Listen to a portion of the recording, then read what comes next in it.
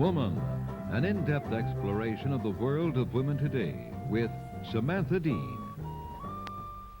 Good evening.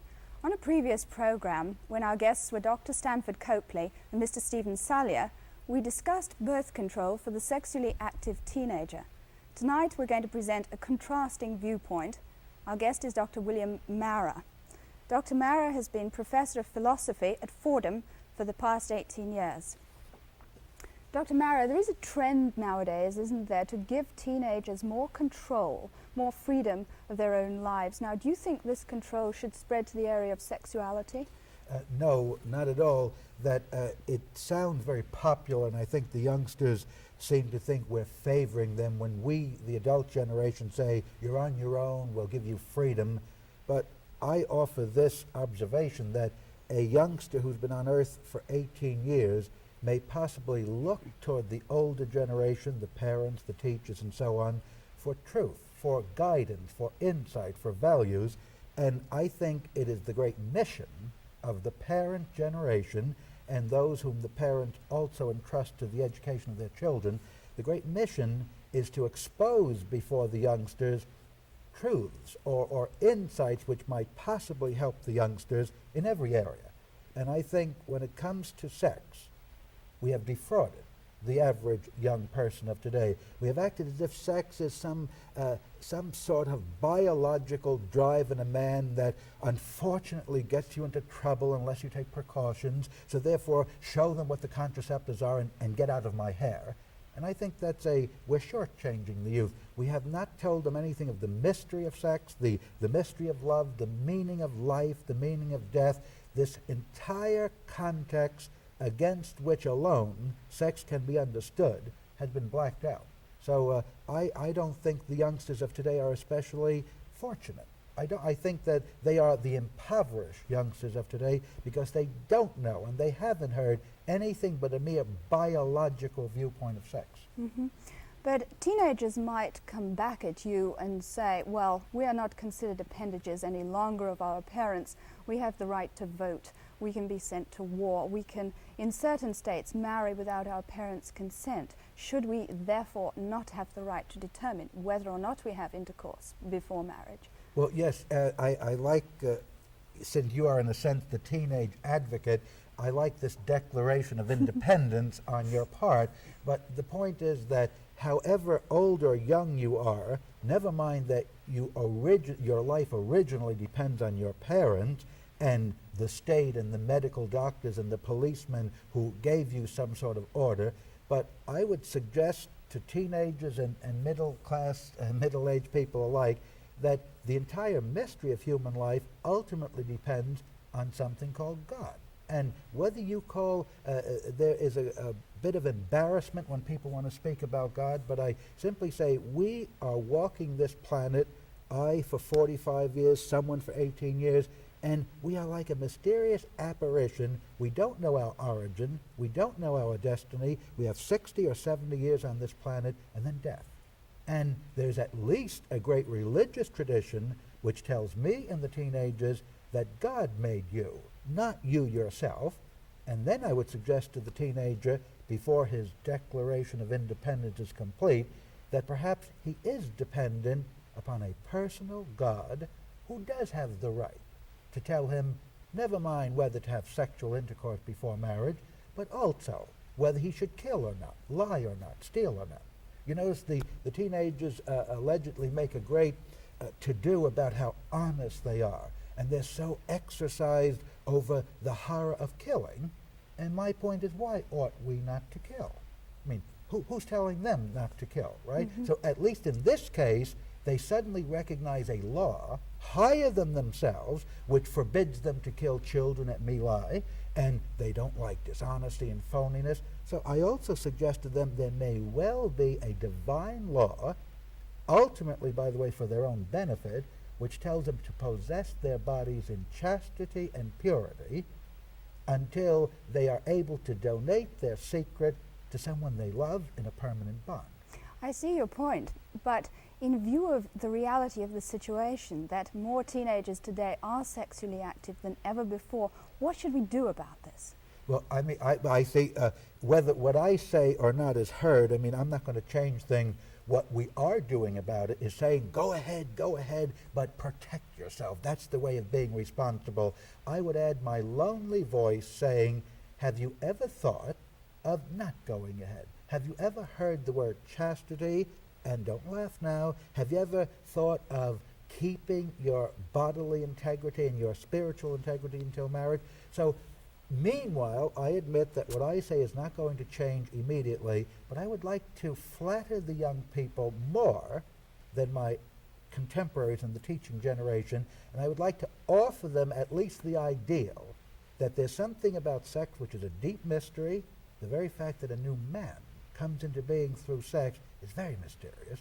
It is much more mysterious than any electronic phenomenon or anything in chemistry or physics. That you yourself, teenager, with all your hopes and dreams, are on this earth because a man and a woman united.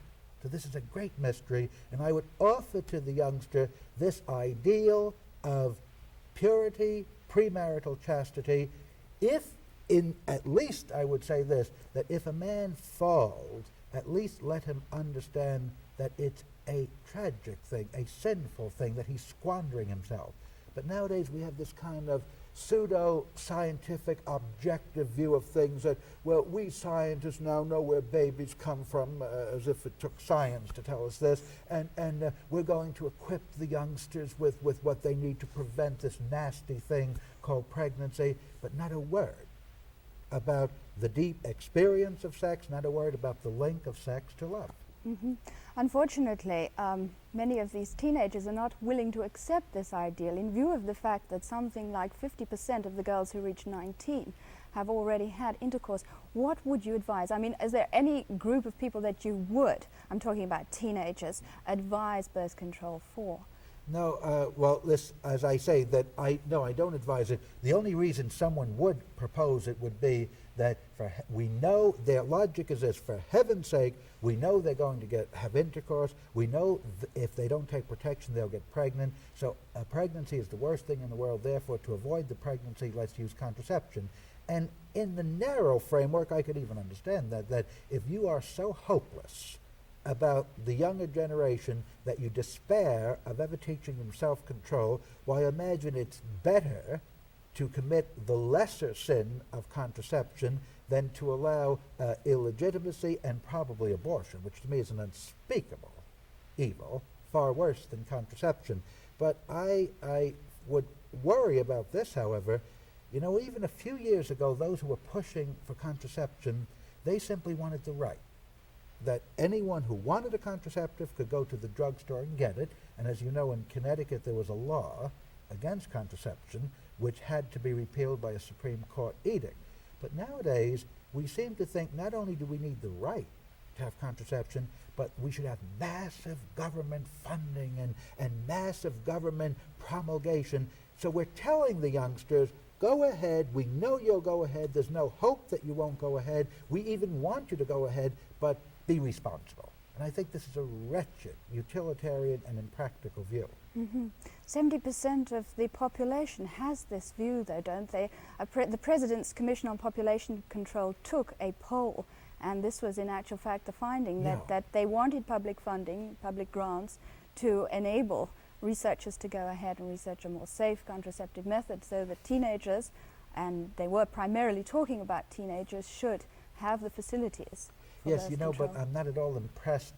I'm not saying by polls. The polls are probably accurate, but I'm not impressed by anything so magical as the will of the people, that I am not at all persuaded that everything the people want is good, because I think I could make a good case out for the fact that, for example, in the South, 80% of the Southerners wanted segregation and Jim Crow, but that didn't prevent us from fighting for what is right and what is just. So too, if you tell me 70% of the adults want these brats of theirs to take protection, I simply say, well, maybe these adults need a little education and spirituality. And I think it's an abomination that the government, which ought to stand for what is right and what is just, which has the majesty of law allegedly within its competence, that the government turned out to be nothing more than a kind of pimp, distributing the prophylactics before the boys go on leave. Do you think, though, if birth control were withheld, the moral climate of the country would improve? I don't know, not if merely withholding it, no. We would have to have some sort of an evangelization. But you see what we're doing, that I notice you have an English accent, so I presume to acquaint you with a Malcolm Muggeridge. You know him? Yes, very right. well, yes. Now, he was rector of a college in Scotland, I believe, and when the youngsters in that college demanded contraceptives, he resigned as rector of the college, and he gave them a beautiful speech about responsibility and about purity. And he is not an especially religious man, but he's an honorable, intelligent man. You know what we're doing with this contraception phase? We're telling people to avoid the consequences of their own actions. It's as if we have people who keep on shooting guns, and then we finally say, well, let's put rubber bullets in that. The youngsters are going to shoot anyhow, but instead of killing their neighbor, let's put rubber bullets in. So this craze for, instead of solving the problem of promiscuity and permissiveness, we simply want to try to avoid the final step by contraception. And I say you're shortchanging the youngsters, and they are not happy. I have been with young people all my life, and I'm not even all that old, and I have never seen such an unhappy group as the freshmen in college and sophomores that I'm now teaching. And of course, they have the world is at their footstep. They've been flattered to death that they are the law, that nobody's going to tell them thou shalt or thou shalt not. They have never been told their origin. They've never been brought into the mystery of life. And I don't know what they're doing with this newfound permissiveness. They're certainly not happy. No. Well, what do you think about these new laws where a teenager can go regardless of whether or not his parent gives the consent and get birth control? Yes, and never mind that, also now an abortion. My big field, by the way, is not necessarily this question of contraception in teenagers. I've been very worried about the sex education programs which are being massively introduced into America, even in the parochial schools.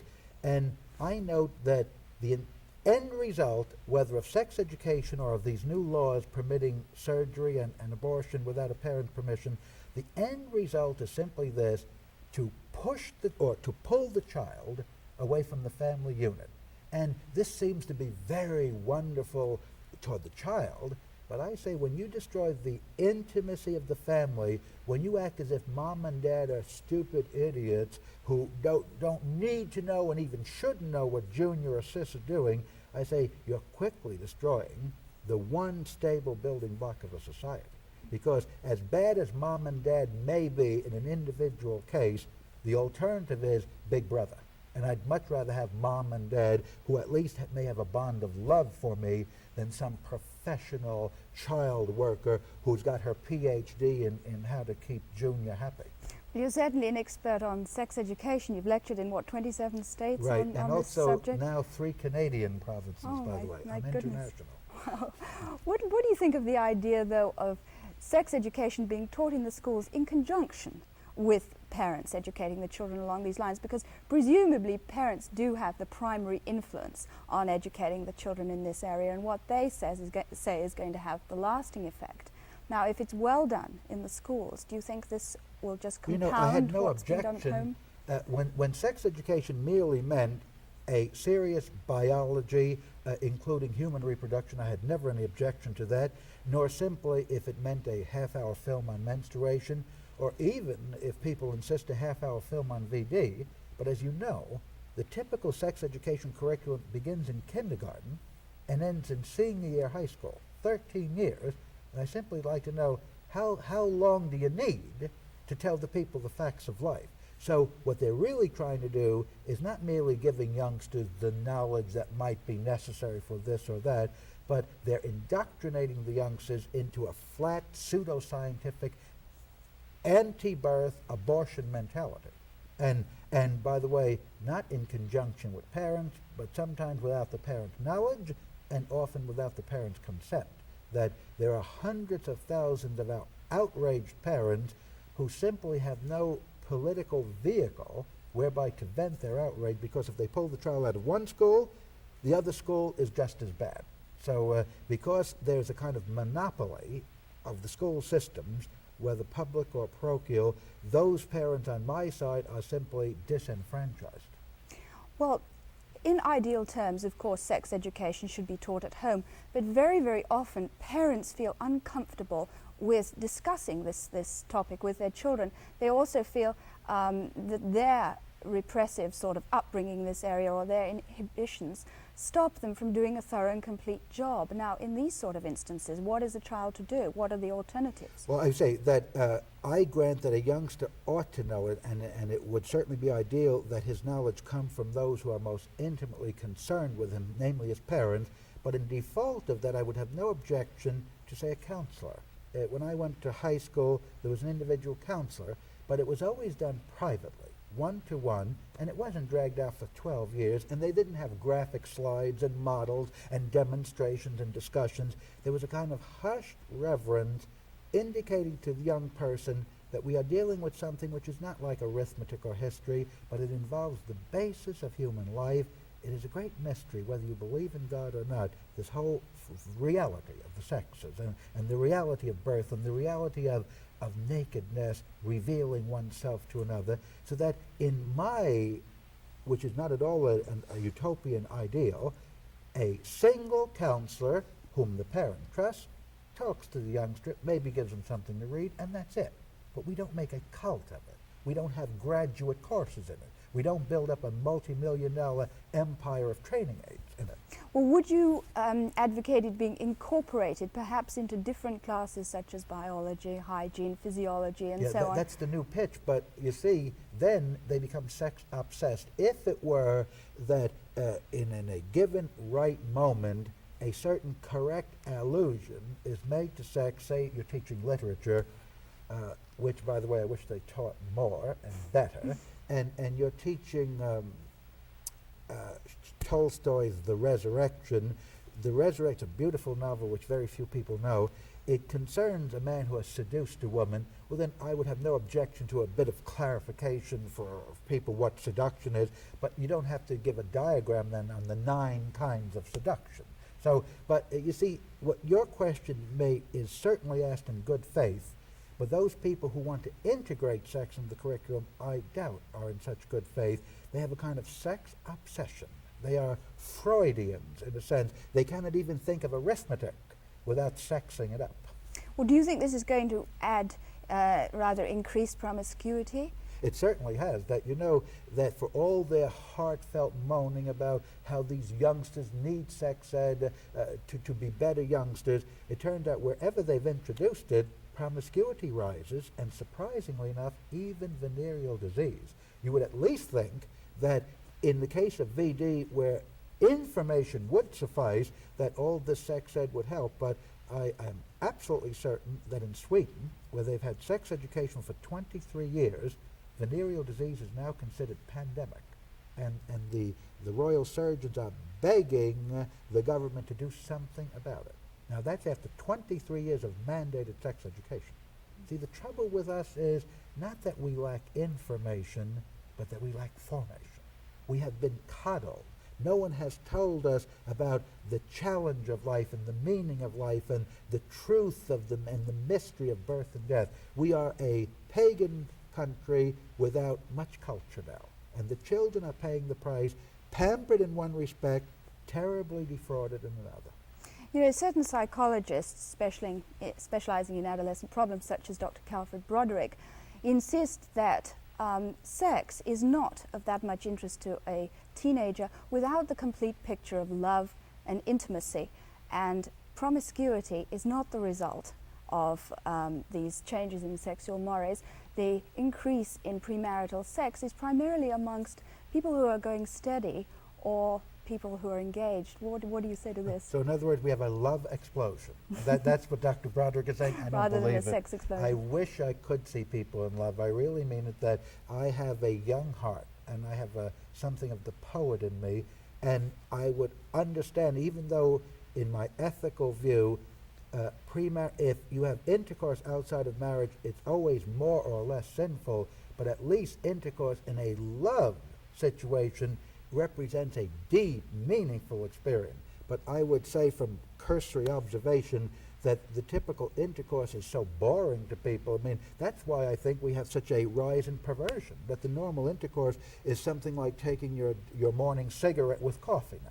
And they're rather casual about it, don't you know? And they bring the girls into the dorm, and there's none of this earth-shaking, or at least poetry of a self-donation. They are eunuchs, in a sense. As my great teacher Dietrich von Hildebrand said, we cannot flatter ourselves that ours is the oversexed generation. We are actually eunuchs when it comes to an appreciation even of the charm of sex.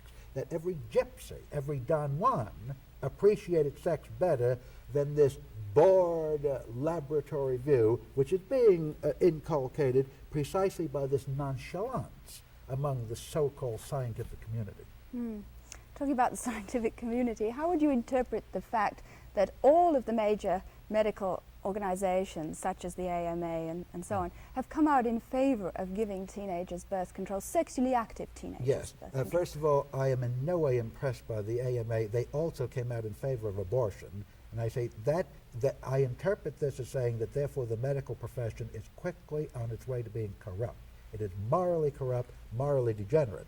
I also say that it is no secret why these major organizations are pushing contraception, because people like Dr. Mary Calderon have a entree into these organizations. They don't bother speaking to mothers on a picnic. They go to the top conventions of the nurses, the PTAs, the AMA, and they convince these poor, harassed doctors that the kids absolutely need it.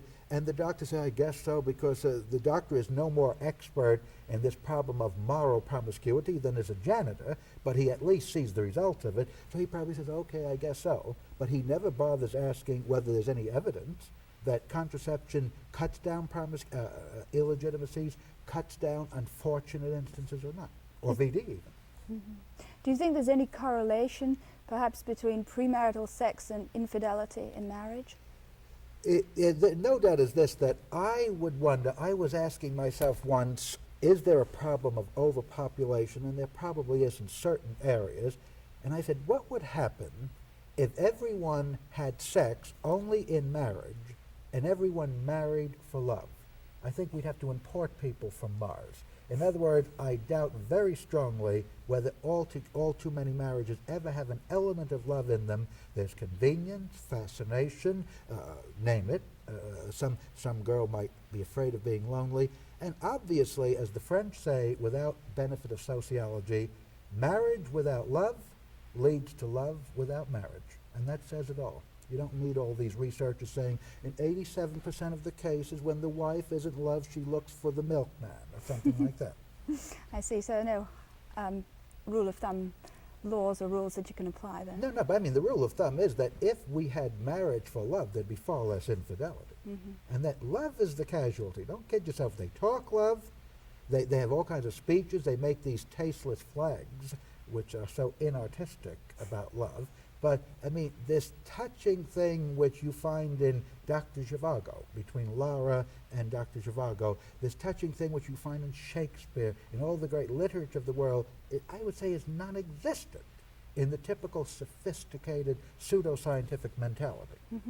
In view of the high rate of divorce amongst teenage marriages, I presume you would not advocate trial marriage, but what do you think about a modified version of this? No, my modified version is called engagement. It's an old institution, and you tell the youngster, go out, go on dates, dance, play games, sports, and so on, but retain your physical integrity. There's nothing superstitious about this, that your nakedness and your sexual act are signs of your self-donation and self-revelation, and they should be reserved for your spouse, not for every truck driver or every roommate that you happen to bring into the dorm. What do you think about the literature that's on the market these days, all these how-to-do-it manuals on sex instruction and so on? Do you think these have an effect on kids? Yes, and I think they're, for the most part, phony, superfluous, redundant, and we ought to if we swept the whole thing away, and first of all, the mere facts of sex, as if you have to instruct in the techniques of sex. I mean, they act as if this is the great theme. As I read, some writer said, It's like teaching a kitten how to purr, that we have to write all these books on technique. So if we swept them all away and gave them a little book of even Persian poetry or a few good love stories, the teenagers would be better off than being saturated with this endless repetition and tedium, and ultimately it leads to tedium and boredom. But this whole trend pervades to movies, theatre, and And so that's on. why I stay away from the movies, by the way. And you don't have a television. No, I don't. No. I don't want my children to be disadvantaged. Can we just go back to sex education one more time? Would you at all advocate doctors, perhaps gynecologists, giving courses in the schools, in health classes on this No, I subject? would say, what are they going to teach that if it's the mere facts of life, that Junior wants to know how come he's on this earth, how come mother keeps bringing home a brother, well, the mere facts of life don't require a gynecologist to speak, right? Any midwife, any wife can do it. I keep trying to tell parents that if you are a wife and a mother, you are an expert when it comes to this. When it comes to the meaning of love, well, that's a different problem. Literature should teach that. Religion might teach this. Human relations courses might teach this. You need a gynecologist for certain problems of pregnancy, but I don't, when I'm teaching someone how to sing, for example, I don't bring in a throat specialist and say, you know, the tonsils are this way and all this. I just tell her to sing. If she has a strep throat, she goes to the doctor. So too, the average woman doesn't have to know every fiber of every little thing. She has to know what she needs to know to be a wife and mother. If there are any remote problems, get it checked the way you get everything else checked. But there should be some kind of a happy medium, shouldn't there, between total ignorance and too much information? And a poll was conducted but I a mean, while you're ago certainly not which woke. showed that 60% of junior high school girls in New York State did not know when they ovulated. Well, I don't know if anyone knows when she ovulates. I mean, ovulated? I don't mean the time that she ovulated, but didn't know where in her cycle ovulation takes place. Oh, I see what you mean, right. Well, listen, well, let's say that this precious bit of knowledge, which, by the way, is useful only for those practicing the rhythm method, this precious bit of knowledge ought to be taught to youngsters, sure. You can put that on a postcard. Dr. Mara, thank you very much. Extremely interesting. We'll be back again next week. Hope you can join us then. Good night from Woman.